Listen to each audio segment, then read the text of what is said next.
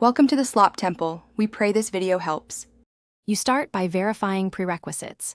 Make sure your iPhone is updated and has enough storage, because system updates and space prevent failures. Next, check carrier and legal limits so you choose an allowed method.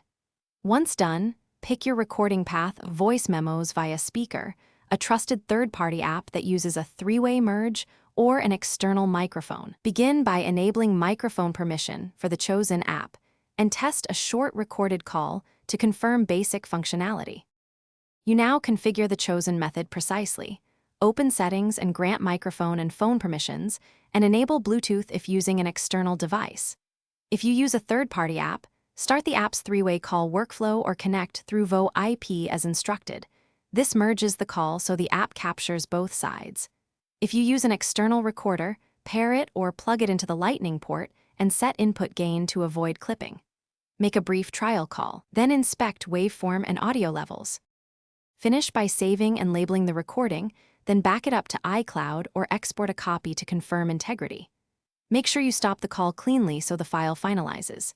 If audio is too low, increase speaker volume, reposition the mic closer, or raise input gain. For echo, use headset or external mic.